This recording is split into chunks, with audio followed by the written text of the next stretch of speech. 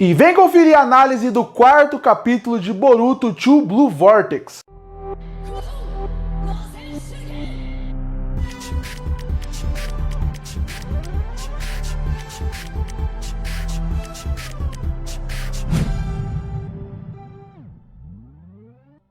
E se no capítulo 3 a gente passou a maior parte do tempo aprendendo sobre o novo Rasengan do Boruto, e logo depois o Cold acaba perdendo essa batalha e ele vai perto das 10 caudas para poder realmente ver o que está acontecendo, e o Boruto usa um localizador para poder chegar até ele, a gente começa esse capítulo exatamente nesse ponto. A gente começa nesse ponto onde o sapo que está no ombro do Boruto acaba avisando ele que o Cold chegou num certo ponto e ele está vendo as 12 caudas. Nesse momento é 10 caudas, tô confundindo 12, mas são 10 caudas. E a partir daí tem um diálogo muito interessante que vai meio que reverberar ao longo de todo esse quarto capítulo, que seria quando o Cold vê que as 10 caudas está lá presa, está ali naquele mesmo local, ele relembra de uma fala que o Boruto falou para ele no capítulo anterior, que seria: vamos parar com isso antes que essas criaturas que estão modificadas acabem dominando a gente. Porque o que o Cold acredita na mente dele? É que aquelas criaturas, eles estão no seu controle, é praticamente o seu exército particular. Mas o que o Boruto percebeu, e que nem o Cold conseguiu perceber até esse capítulo, é que na verdade eles estão meio que usando o Cold. Nesse momento, por eles serem criaturas irracionais e eles só baterem nas pessoas sem pensar muito, nesse momento eles podem até ser do controle do Cold. Mas e quando eles tiverem uma mentalidade? E quando eles souberem como eles são fortes? Eles vão virar contra alguém que é mais fraco. E o Cold reflete sobre isso. E isso foi muito importante e muito impactante pro resto do capítulo. Porque assim que o Boruto chega lá, ele logo vai se locomover perto das 12, onde está as 10 caudas. E a partir daí, ele percebe que ela não está mais lá, e ele percebe que o Cold não conseguiria ter feito nada. Nesse momento, também foi um momento muito importante de reflexão para o próprio Cold, porque o Cold percebe o poder do Boruto de localização. Nesse ponto, cria um outro mistério que é: quem ensinou o Boruto a invocar sapas? Quem ensinou o Boruto a ter essa capacidade de ter esse poder? Porque até o capítulo 3, a última parte, a gente não sabia que ele tinha esse poder direito. E agora realmente ele que está invocando os sapos. Isso é super interessante. Poder passado pela família Uzumaki de geração em geração. O Jiraiya não é da família Uzumaki, mas ele tem esse poder. O Minato tem esse poder. O Naruto tem esse poder. E agora o Boruto tem esse poder. Mas quando ele olha para aquele lugar e vê que não tem as 10 caudas, ele fica questionando o Cold aonde que está aquela criatura. Até que de nada aparece uma pessoa misteriosa perto deles que tem aquele poder parecido com eles. Logo, eles percebem que aquela não é uma pessoa qualquer. Logo, aquela não é uma pessoa genérica. Ele é uma daquelas várias pessoas que foram atingidas na vila por uma daquelas criaturas que se transformou numa árvore. E aí ela meio que se transformou naquele poder. E aí a gente entende um pouco mais de como vai funcionar esse arco a partir de agora. E como que iria funcionar? Essa criatura, ela acaba, quando acertada por ele, quando derrotada, ela se transforma numa árvore e acaba controlando essa pessoa. Quando ela controla essa pessoa, ela acaba roubando toda a sua energia e passando para meio que uma daquelas criaturas que conseguem meio que se transformar nela. Então, se por exemplo, uma dessas criaturas lutarem contra o Boruto e eles meio que ficar presos naquela árvore, a partir daí, aquela criatura pode pegar a forma do Boruto, o seu poder e a sua energia, que vai fortalecer as 10 caudas, que no final vai chegar naquele conclusão que o Cold tem, que é muito importante ter isso para criar a árvore, ter o fruto, e esse fruto dar o poder máximo para quem for o portador dela. Nesse momento tem uma luta rápida, você vê que o Boruto ainda é muito poderoso, e a gente aprende que o Boruto tem mais um poder. Ele não fala com todas as palavras, mas só pelo jeito de mão e pelo formato de raio, a gente percebe que agora, além dos sapos, além de um novo Rasengan, a gente percebe que agora o Boruto tem um total controle, por exemplo, do Chidori.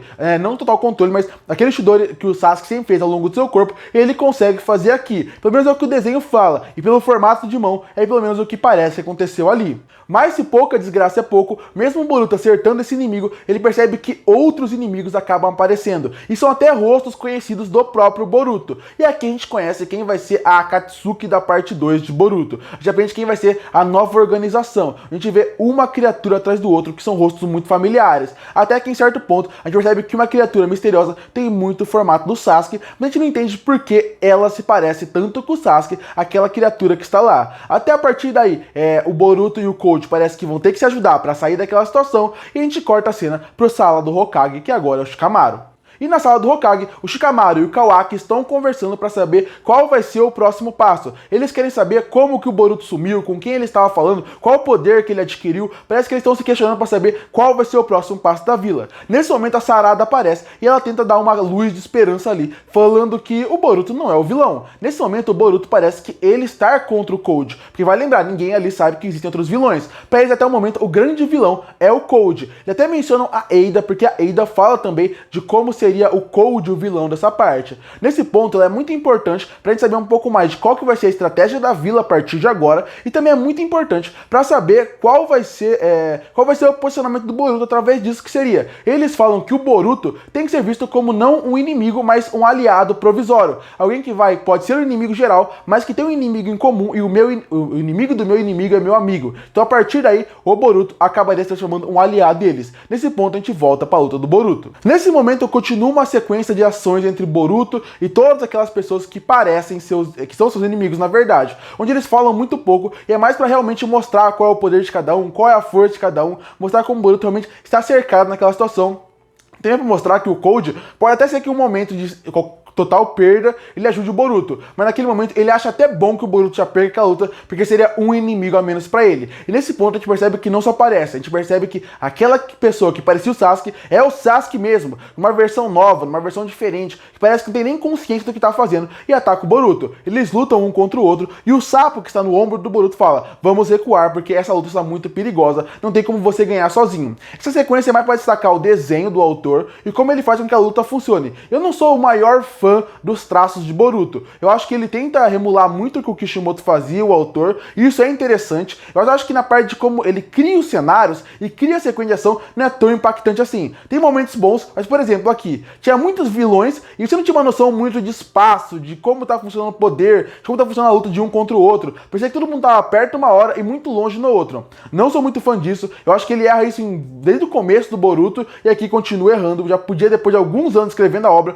melhorar um pouco essa noção de espaço e construir um pouco melhor o clima e o ambiente em volta para criar a sequência de ação. Nesse momento, o Boruto acaba fugindo. E quando ele acaba fugindo, ele acaba aparecendo na frente de uma árvore. E aí nós temos a primeira revelação do final do capítulo. Ele fica perto da árvore e percebe que alguém do seu lado está falando que ele precisa de mais poder para ficar pronto. E a gente percebe que é o Code. Code que muita gente, muito tempo ficou falando que poderia ser o Jiraiya, um clone do Jiraiya, filho do Jiraiya. Então a gente já sabe como que o Boruto aprendeu a usar os sapos. Foi o Code. O Code provavelmente, que é um cara que tem o poder do sapo, e ele mostra isso desde o começo do Boruto, ele acaba mostrando, ensinando o Boruto a usar os sapos. A gente não sabe disso 100%, mas dá pra deduzir. Ele ensinou o sapo, ele provavelmente ensinou como faz a parte do selamento e criar aquele vínculo com os sapos, e treinou ele. A gente percebe que o Code, ele é o novo treinador do Boruto. Mas a pergunta é, se o Code é o novo treinador, cadê o Sasuke de verdade? E a gente percebe que atrás dele tem uma árvore, e o Sasuke está preso lá. Então o Sasuke foi mais um que no meio de alguma das várias batalhas que a gente não viu, no meio de treinamento do Boruto, ele meio que ele destruiu uma criatura e conseguiu prender ele na árvore, e agora o Sasuke está meio que num controle daquelas pessoas da 10 cauda, e o capítulo termina, e o Boruto meio que explica qual que é a missão dele nesse momento. Não é só salvar os seus pais e voltar pra vila, não, é salvar o Sasuke, que ele considera como seu único parente e o seu principal professor. Agora ele tem dois professores, ele tem o seu Jiraiya, que é o Code, e tem o seu Kakashi, que é o Sasuke, e isso é muito interessante, e o capítulo se encerra. No final, esse capítulo foi interessante para mostrar qual é a nova formação. Eu gostei da nova formação. Eu acho que é interessante mostrar como é a nova formação, mas em questão de design não fui muito fã não. Não gostei muito do design dos personagens a partir daqui. Eu acho também que o autor, ele parece que vive num repeteco de algumas histórias, algumas ideias que também não me agradam. Eu acho que Boruto já tá num ponto onde pode dar um passo a mais, construir coisas a mais. Já tinha um plot à parte, que seria Boruto versus Vila, que seria interessante. Poderiam realmente fazer um Boruto versus Vila, no sentido de como se o Sasuke voltasse pra Vila. Isso seria interessante para um outro arco. Meio que fazia aquela ideia principal de Boruto, que é o ciclo do ódio sempre se repete, porque esse é o tema principal de Naruto. Entre tantos, o principal tema de Naruto como um todo, não do personagem, da obra, é como o ciclo do ódio sempre se repete. Era assim na época dos filhos, antigamente da Kaguya, aí depois foi isso entre o Madara e também o Hashirama, depois disso mais na frente, quando você pensa o Itachi versus quando ele teve a Vila da Folha, também é meio que um ciclo do ódio. Você tem Naruto e Sasuke, que é o ciclo ciclo do ódio, e agora Boruto e Kawaki seria mais uma vez o ciclo do ódio. Se você pega essa ideia e meio que tenta desconstruir uma ideia que o Kishimoto criou, eu acho interessantíssimo. Aqui nesse ponto que ele só apresenta um novo grupo, ainda não explora muito elas, não me deixa tão empolgado. Existem pontos na obra que me deixam empolgado nesse capítulo, principalmente no final. Ver o Koji treinando o Boruto pode ser algo interessantíssimo. Ver Boruto lutando para lutar contra o Sasuke, muito interessante. Ver como vai funcionar esse novo poder das Caudas me promete bastante, mas tem outros pontos que não me agradam muito. Por exemplo, todo esse arco da vila me interessou pela Sarada, porque acho que a Sarada é uma personagem que pode crescer muito, mas não me interessa mais pela vila. Alguns pontos de como funciona o visual dos personagens e a dinâmica deles parece que é só um repeteco da Katsuki que a gente já viu várias e várias vezes. No fim é um capítulo. Se eu não gostei do capítulo 3, que eu acho que ele mostra um pouco do pior que o Boruto tem, aqui se repete. Mostra, de novo, o Boruto, ele é um mangá até o momento, que ele mostra que ele tem muito potencial pra crescer, que ele pode ser um grande mangá, mas ele fica só se repetindo e parece que nunca sai da mesmice. E aqui é mais uma vez, é aquele mangá que você não acha um capítulo tão bom, acha um capítulo que poderia ser melhor, e você no final fica meio que especulando o que pode ser o próximo. É mais ou menos o que acontece com a Marvel hoje em dia, que entrega filmes ruins, mas você termina só falando da cena pós-créditos, parece que o filme em si não existiu. O Boruto é mais ou menos isso. É um capítulo onde acontece várias coisas, só que parece que nada tem tanto impacto como poderia, e sempre tem no final um gancho pro próximo capítulo. E você fica empolgado para ler o próximo pelo final. Mas o capítulo como um todo, no final ele não é nem tão ruim, mas ele é mais decepcionante do que bom. Inclusive, foi o que eu falei, eu acho que na parte da arte, a arte não é feia, ela é bonita, ela tem uma fluidez, mas eu acho que na parte de construir ambiente, construir batalha, o autor poderia ser um pouco melhor. Curte para fortalecer o canal, se inscreve para não perder os próximos vídeos. E aí, o que você achou do quarto capítulo de Boruto? Você gostou? Você não gostou? Que nota você daria para ele? Comenta aqui embaixo. E eu volto no próximo vídeo.